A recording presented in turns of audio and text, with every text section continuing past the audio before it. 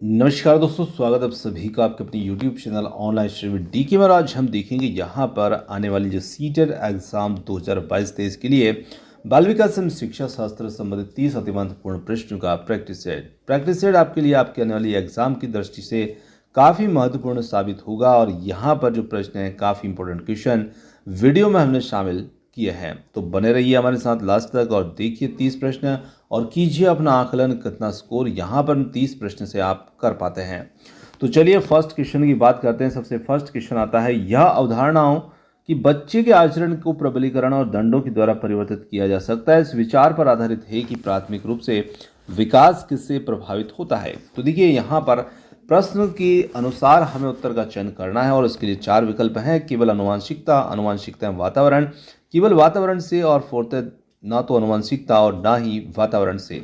तो देखिए यहाँ पर यदि हम देखें तो बच्चों का जो व्यवहार है या उसका आचरण जो है उसे प्रबलीकरण और दंडों के द्वारा परिवर्तित किया जा सकता है, और इसके विचार के अनुसार हमें यहाँ पर विकल्प का चयन करना है।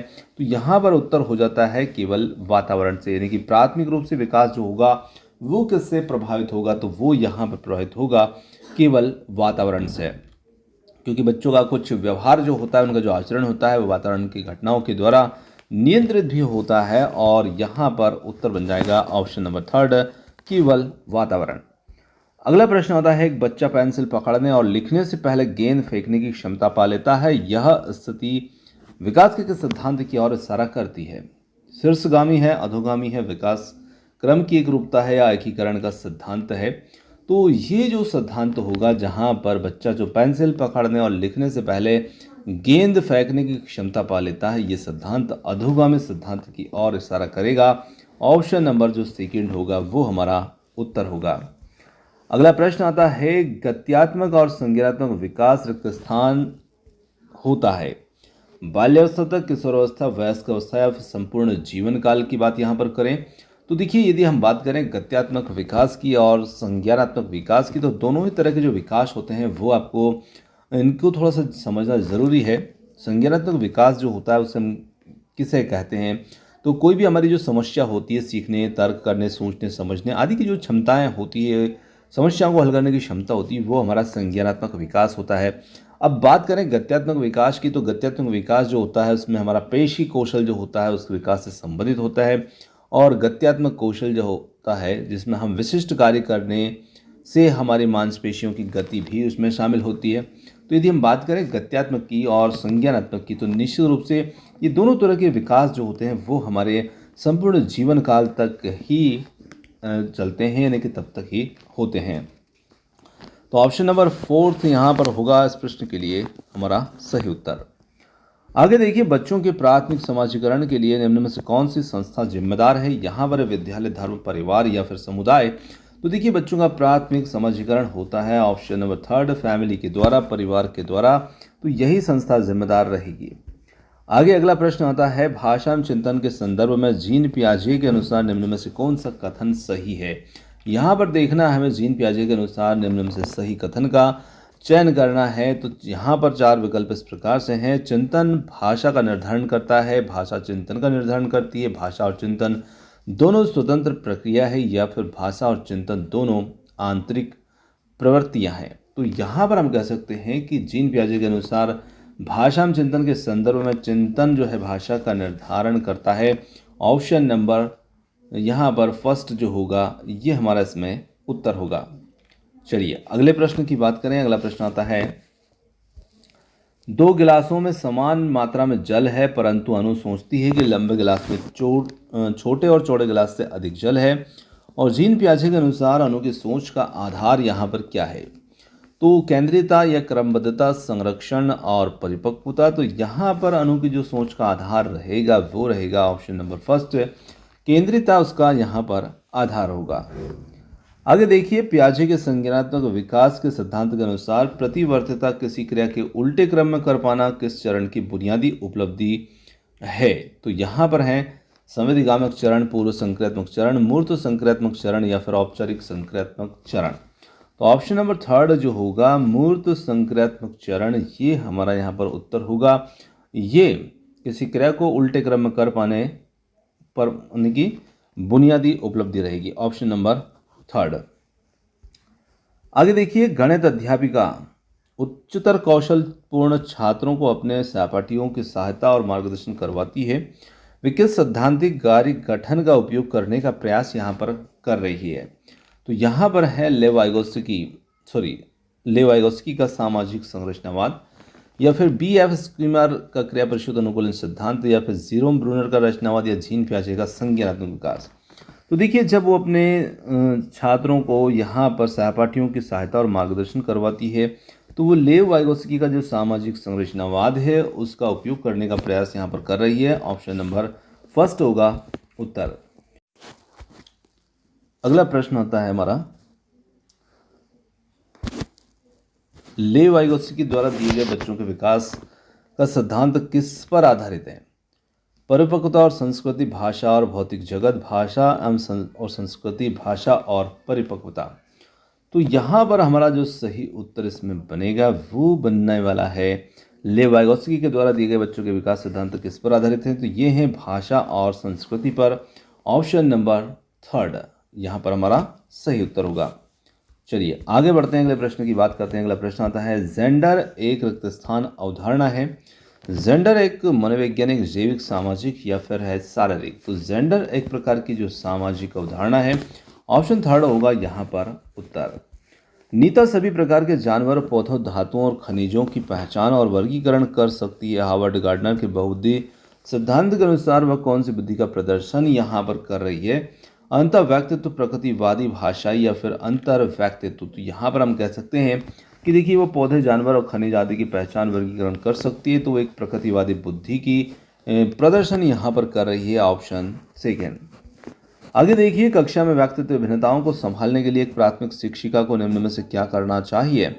तो यहाँ पर कक्षा में सबके लिए कड़े नियम बनाने चाहिए और उसकी अवज्ञा करने वाले बच्चों को दंडित करना, प्राथमिक स्तर पर पेपर पेंसिल आधारित मानक परीक्षण का उपयोग करना, सभी के लिए समान पाठ्यक्रम और अधिगम की गति को निर्धारित करना, या फिर अधिगम विद्यार्थियों को अधिगम के विविध अवसर प्रदान करना।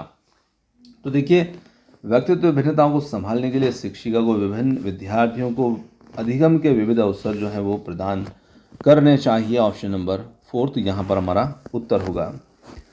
आगे बढ़ते हैं। 8 वर्षीय रोहित को लगता है कि चोरी करना गलत है, या चोरी करना गलत है क्योंकि चोरी करने के व्यवहार की वजह से दूसरे लोग उसे निष्कासित कर देंगे। लॉरेंस कोलबर्ग के नैतिक विकास के सिद्धांत के अनुसार वह किस चरण को यहाँ पर प्रदर्शित कर रहा है? तो अच्छा लड़का, अच्छी लड़की या उन्मुखीकरण, दंड और आज्ञाकारिता उन्मुखीकरण, सामाजिक व्यवस्था उन्मुखीकरण, या फिर फोर्थ है सार्वभौमिक नैतिक सिद्धांत? तो यहाँ पर ये प्रदर्शित करता है अच्छा लड़का, अच्छी लड़की, उन्मुखीकरण। Option number first. आगे बढ़ते हैं और अगले प्रश्न की बात करते हैं। अगला प्रश्न आता है, बच्चों के द्वारा वर्ष के दौरान किए गए विभिन्न कार्यों का संग्रहण जिसका लक्ष्य उनके प्रदर्शन का रिकॉर्ड रखना कहलाता है। रूब्रिक, फाइल, आंकड़ों का प्रपत्र, पोर्टफोलियो? तो यहाँ पर उत्तर होगा option number fourth, portfolio. Portfolio के अंदर बच्चों के द्वारा जो किए गए कार्य होते हैं उनका संग्रहण किया जाता है, उनका रिकॉर्ड रखा जाता है और इसे हम पोर्टफोलियो कहते हैं। एक प्रगतिशील स्कूल में दी गई शिक्षा बच्चों को रिक्त स्थान बनाती है। सक्रिय अन्वेषक, सक्रिय अनुयायी, या निष्क्रिय अनुयायी, या निष्क्रिय अन्वेषक? तो देखिए, बात यहाँ पर प्रगतिशील स्कूल में दी गई शिक्षा की है और वो बच्चे को एक सक्रिय अन्वेषक बनाती है। Option number first.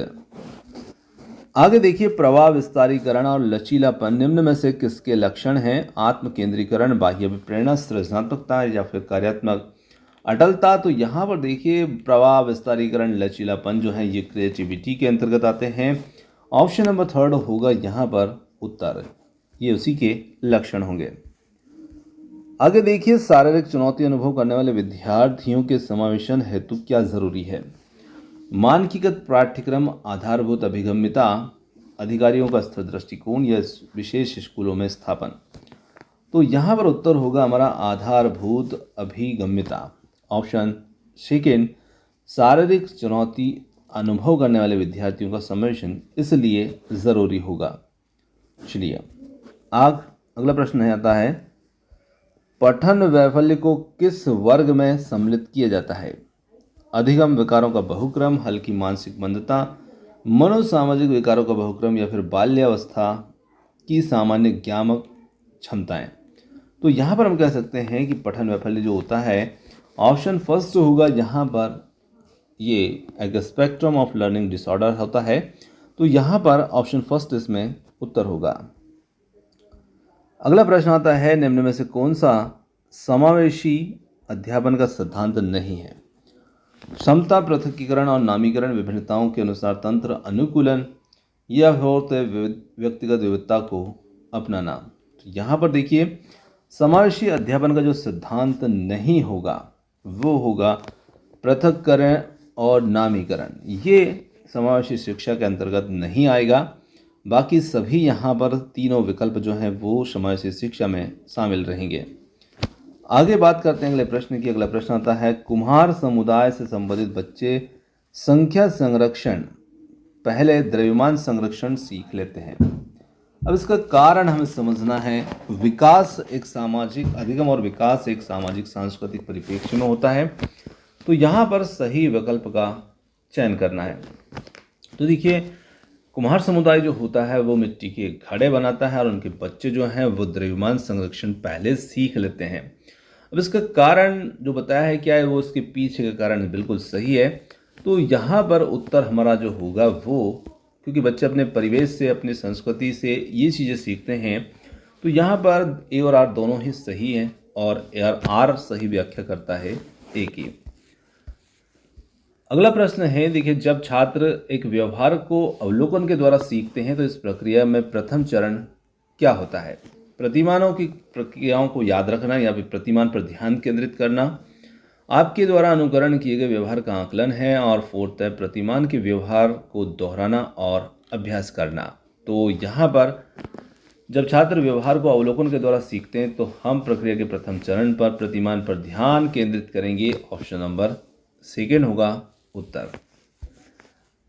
अधिगमकर्ताओं के द्वारा की गई त्रुटियों को समझना एक अध्यापिका के लिए क्यों महत्वपूर्ण है? तो देखिए, यहाँ पर चारों विकल्प को देखें तो कमज़ोर और तीव्र छात्र की पहचान अध्यापिका इससे कर सकती है, या फिर दूसरा वह अधिगमकर्ताओं की चिंतन प्रक्रिया को समझ सकती है। थर्ड है वह अधिगमकर्ताओं की लापरवाही के बारे में अभिभावकों को सूचित कर सकती है, और फोर्थ है वह अधिगमकर्ताओं को पृथक और श्रेणीबद्ध कर सकती है। तो यहाँ पर उत्तर हो जाता है वह अधिगमकर्ताओं की चिंतन प्रक्रिया को समझ सकती है शिक्षिका त्रुटियों के माध्यम से। दूसरा विकल्प हो जाएगा उत्तर। आगे देखिए, राष्ट्रीय शिक्षा नीति 2020 के अनुसार अधिगम रिक्त स्थान होना चाहिए, विषय वस्तु अभिमुखी, पाठ्य पुस्तक केंद्रित, प्रयोगात्मक, व्यवहारात्मक। तो यहाँ पर हम कह सकते हैं कि ये प्रयोगात्मक होना चाहिए। Option third. चलिए आगे देखिए, परीक्षा के शुरू होने से पहले तन्वी गहरे लंबे श्वास भरती है और दुश्चिंता से निपटने के लिए वह रिक्त स्थान तकनीक का इस्तेमाल कर रही है। समस्या समाधान का, भाव नियमन का, या फिर परिहारिता का, या खंडन का। तो देखिए, जब हम कोई भी एग्ज़ाम देते हैं तो थोड़ा सा हम नर्वस होते हैं या एक्साइटेड होते हैं, तो ये हमारे जो फीलिंग्स होती है, हमारे भाव होते हैं, उनका उतार चढ़ाव होता है। उसे बैलेंस करने के लिए, उसे नियमन करने के लिए वो लंबे गहरे श्वास भरती है। और दूसरा विकल्प यहाँ पर जो नर्वस होगी वो तो उसे अपने आप को बैलेंस करने के लिए वो यहाँ पर ये कार्य करेगी। तो ऑप्शन सेकेंड हो जाएगा इसमें उत्तर। अगला प्रश्न आता है, कोविड-19 महामारी में तालाबंदी के दौरान बिना किसी के बढ़ावा दिए रोहिणी अपनी बड़ी बहन के पास मौजूद कहानियों की पुस्तकों को पढ़ना पसंद करती है। रोहिणी एक प्रतियोगात्मक अधिगम करता है, स्वप्रेरित अधिगम करता है, या प्रदर्शन अभिमुखी अधिगम करता है, या बाह्य प्रेरित अधिगम करता है। तो यहाँ पर रोहिणी जो है स्वयं वो पढ़ती है, तो निश्चित रूप से वो एक स्वप्रेरित अधिगम करता है, और दूसरा विकल्प होगा इसमें हमारा सही उत्तर। चलिए आगे बढ़ते हैं, अगले प्रश्न की बात करें तो बच्चों के द्वारा ग्रहित वैकल्पिक संकल्पनाएं और भ्रांतियां क्या दर्शाती है? अधिगम अक्षमता किसी संप्रति के बारे में सहज विचार, निराधार दावे, स्थायी संकल्पनात्मक ठहराव। तो यहाँ पर हम कह सकते हैं कि इसमें किसी संप्रति के बारे में सहज विचार जो हैं ये दर्शाएंगे। Option second. चलिए आगे बढ़ते हैं और अगले प्रश्न की बात करें। निम्न में से कौन सी शैक्षणिक योजनाएं एक प्राथमिक स्तरीय कक्षा के लिए प्रभावकारी हैं? तो तो यहाँ पर यदि बात करें संकल्पना मानचित्रों का इस्तेमाल, अमूर्त से मूर्त संकल्पनाओं की ओर बढ़ना या विविध सामग्रियों का प्रावधान होना, कहानियों और उपन्यासों का इस्तेमाल। तो यहाँ पर अब इसके लिए जो उत्तर होंगे वो हमारे नीचे होंगे, जिसमें हम 1 2 3 या 3 4 इस प्रकार से हमारे उत्तर हैं। तो हम उत्तर को यहीं पर देख लेते हैं। तो देखिए यहाँ पर हम शैक्षिक योजना बना रहे हैं और वो प्राथमिक कक्षा के लिए बना रहे हैं। तो देखिए प्राथमिक कक्षा के लिए क्या चीज़ें महत्वपूर्ण होती है, तो यहाँ पर यदि हम देखें तो संकल्पना मानचित्रों का इस्तेमाल, इसी के साथ में अमूर्त से मूर्त नहीं आएंगे हम, क्योंकि बच्चे छोटे हैं और उसके लिए अमूर्त चीज़ें इस्तेमाल नहीं कर सकते हैं। विविध सामग्रियों का प्रावधान है और कहानी उपन्यासों का इस्तेमाल है। तो यहाँ पर 1 3 और 4 ये हमारा इसमें उत्तर बनेगा। अमूर्त चीज़ें बड़ी कक्षाओं के लिए लागू होती है। तो यहाँ पर हमारा जो उत्तर होगा वो होगा ऑप्शन नंबर सेकेंड, जिसमें 1 2 4 के रूप में विकल्प दिया हुआ है। चलिए आगे देखते हैं, अगले प्रश्न की बात करते हैं। तो एक प्राथमिक शिक्षिका अपने छात्रों को सभी जानकारियों को कम से कम 5 बार अपनी कार्य कॉपी में लिखने के लिए कहती है, और यह शिक्षण की ये जो विधि है ये किस प्रकार की रहेगी। तो देखिए यहाँ पर शिक्षण की जो विधि है शिक्षिका के अनुसार यदि हम देखें तो अत्यधिक प्रभावकारी है। तो देखिए 5 बार अपनी कॉपी में कार्य लिखने के लिए कहती है, तो निश्चित रूप से ऐसी कोई विधि जो होती है वो प्रभावकारी नहीं होती है। केवल ये एक पूर्व अभ्यास करना है ना, और ये एक अर्थपूर्ण अधिगम की तकनीक में भी नहीं आता है। तो यहाँ पर हम कह सकते हैं कि यहाँ पर ऑप्शन थर्ड देखिए प्रभावकारी नहीं है, क्योंकि दूसरे में प्रभावकारी की बात की है। तो यहाँ पर तीसरा विकल्प जो होगा जिसमें कहा है कि प्रभावकारी नहीं है, केवल पूर्वाभ्यास करना ही अर्थपूर्ण अधिगम की उपयुक्त तकनीक नहीं है। तो यहाँ पर ऑप्शन नंबर जो थर्ड होगा वो हमारा उत्तर बन जाएगा। आगे बढ़ते हैं, अगले प्रश्न की बात करें। तो अगला प्रश्न आता है, निम्न में से कौन सी योजनाएं समस्या समाधान के लिए प्रभावशाली है।